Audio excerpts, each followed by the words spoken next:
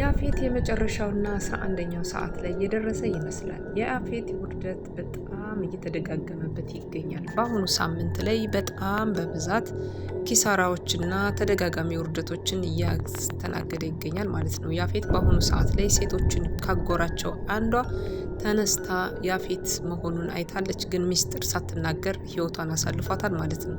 ምንም አይነት ቃላት ሳትናገር ሉሊት በአሁኑ ሰዓት ላይ በያፌት ቁጥጥር ስር ትገኛለች ማለት ነው። አምጣና እጇን ቆራርጬ እልካታለሁ ሲል ነበረ ማለት ነው። ለታገቱት ሴቶቹም ቢዝነሳቸውን አጧጥፈው ከሚያስገቡት ገቢ እጥፍ አድርገው ቢዝነሱን ያስገቡና ይስሩ እያለ ያፌት መልእክቱን አድርሶ ነበር ለጋርዱ ማለት ነው። ስለዚህ ያፌትም በአሁኑ ሰዓት ላይ እጅግ በጣም ከባድ ኪሳራ እና ከባድ ኪሳራ የማይወጣ ውስጥ ገብቷል ማለት ነው። ናታን እንዲሁም ኤፍራታና ቢኒያም እያደረጉበት ያለውን ሴራ እሱ አላወቀም ማለት ነው። በሶስቱም አቅጣጫ ይዘውታል ማለት ነው። እና በጣም ግራ ተጋብቶ ነው የሚገኘው በአሁኑ ሰዓት ላይ ያፌት። እውነት ያፌት ሽንፈቱን ይቀናጅ ይሆን ወይስ ያፌት ድጋሚ የሱ የሚላቸው ሰዎች ከሞቱበት ተነስተው እንደ አዲስ ለነ ኤፍራታ ለነ ቢኒያም እንዲሁም ደግሞ ለናታን እንዲሁም ደግሞ በዙሪያቸው ላሉት መልካም ቤተሰቦቻቸው እነሱን ሊያጠቁና ሊጎዱ ይችሉ ይሆናሉ የሚለውን ነገር እስኪ አብረን እናያለን ማለት ነው። ውድና የተከበራችሁ የፍቅር ያሸንፋል ቤተሰቦች ሰብስክራይብ፣ ላይክ እያደረጋችሁ የፍቅር ቤተሰብ አባል የሆኑ ሐረግ ድራማን አብረን እየተከታተልን እስኪ ቀጣዩ ምን ይሆናል የሚለውን አብረን እናያለን ማለት ነው። ቤዛ ትልቅ ሎተሪ ወደ ህይወቷ ገብቷል። ይሄ የመጣው በህይወቷ ላይ የመጣው መልካሙ ወንድ የእሷን ህይወት ይቀይራል እስከ መጨረሻ ብዬ አስባለሁ። ናታን በአሁኑ ሰዓት ላይ ለቤዛ ያለው ስሜቱና ፍላጎቱ እንዲሁም ማስተያየቱ ቅይር ያለ ይመስላል። ናታን ቅናት ቢጤ ጫር ሳያደርግበት አልቀረም። የቤዛ መለወጥና እንዲሁም ደግሞ ቤዛ ጓደኛ በመያዟ ትንሽ ግሬታ ተሰምቶታል ማለት ነው።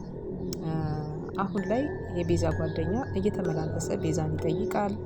ቤዛን በስልክ ያጽናናል። በጣም ብዙ ነገሮችን ያደርጋል። ቤዛ አታውቀውም። እሱ ግን ረጅም ጊዜ የቆየ ጓደኝነት አላቸው ማለት ነው።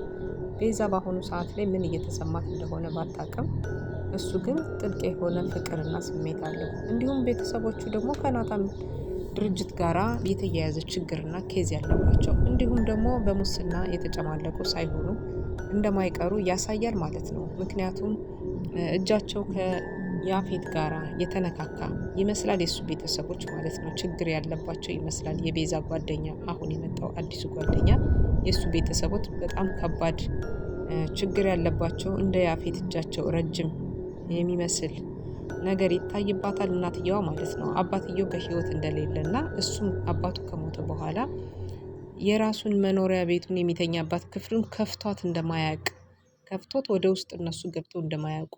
የገኒና የኤፍራታ ጉዳይስ ምን ደረሰ?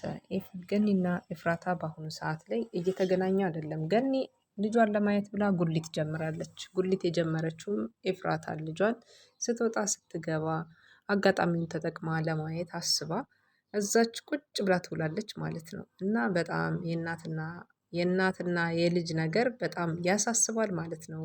ኤፍራታም በአሁኑ ሰዓት ዲኤንኤ ምርመራ ማድረግ ፈልጋለሁኝ እናትነቷን ለማወቅ ፈልጋለሁ ስትል ነበረ ማለት ነው። በአሁኑ ሰዓት ላይ ማስታወስ ብትችልም ከቢኒ ጋር ያለው ፍቅር ግን እጅግ በጣም ከባድ ሁኔታ ውስጥ ገብቷል ማለት ነው። እያንዳንዱ ነገር ዳግም ለሁሉም ሰው አስረድቷል ማለት ነው።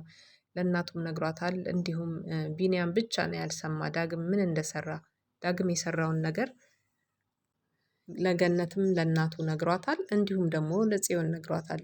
የወጋሁት እኔ አይደለሁም ያፌትን የወጋው የገዛ ያክስቱ ልጅ ነው። እኔ አስፈራራልኝ ነው እንጂ ያልኩትኝ እኔ ውጋልኝ ብዬ አላልኩትም ሲል ተናግሯል ለሁላቸውም ማለት ነው። ቢኒ ግን ይሄንን ነገር አላወቀም። ቢኒ ቢያውቅ ምን ሊያደርግ ይችላል የሚለው ነገር በጣም አሳሳቢ ነው። ያክስቱ ልጅስ እንዴት ሊደረግ ይችላል? የያፌት ያክስቱ ልጅ ይሄንን ነገር ካወቀ ማንን ነው መጉዳት የሚፈልገው? ማንን ነው ማጥቃት የሚፈልገው? ዳግምን ወይስ ያክስቱ ልጅ? ይሄ በጣም ለፍርድ ከባድ ነው የሚሆነው። በቀጣይ ክፍል ላይ የምናያቸው ሉሊት በጣም ከባድ አደጋ ይደርስባታል። ሉሊት በጣም ብዙ ፈተናና መከራዎች ከዚህ በኋላ የምትቀበልበት ጊዜ ይሆናል ማለት ነው። ሉሊት ጊዜዋ ደርሷል። ስትበድል፣ ስትገል፣ ብዙ ወንጀሎችንና ብዙ መጥፎ ስራዎችን ስትሰራ የቆየችዋ ሉሊት ከዚህ በኋላ አልጋ ባልጋ የሚሆን ነገር የለም ማለት ነው። ሉሊት ይሄ ጀመረ እንጂ ጨረሰ የማይባል ጉዳዮች ነው የሚደርሷት ከዚህ በኋላ ማለት ነው። በያፌት እጅግ በጣም ብዙ ቅጥቀጣዎችና ብዙ ማስፈራሪያ ዛቻዎች ሲደርሱባት ነበሩ ማለት ነው። ለሴቶቹም ፍትህ ልታስጠብቅ የገባችዋ ፖሊሷ በዚህ ሰዓት ላይ ሴቶች የሚያደርጉትን ነገር እያንዳንዱ ነገር ስትመለከት አይተናል ማለት ነው። ግን እነሱን ለማዳን ምን አይነት መንገድ ብትጠቀም ምን አይነት መንገድ ተጠቅሜ ላድናቸው እችላለሁ እያለች ነበረ ማለት ነው። እና ይቺ ልጅ እውነት ታድናቸው ይሆን?